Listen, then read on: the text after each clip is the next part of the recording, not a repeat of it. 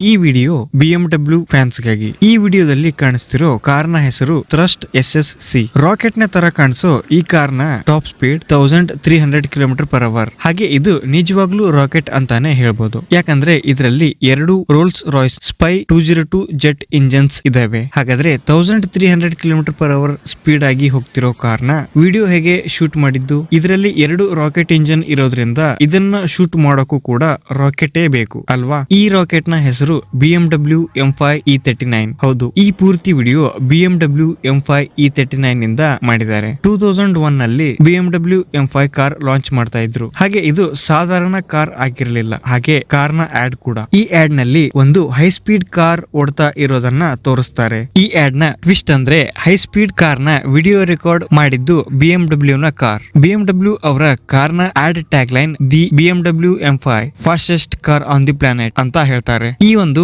Add ಇಡೀ automotive industry ನಲ್ಲಿ ದೊಡ್ಡ ಧಮಾಕ ಸೃಷ್ಟಿಸುತ್ತೆ.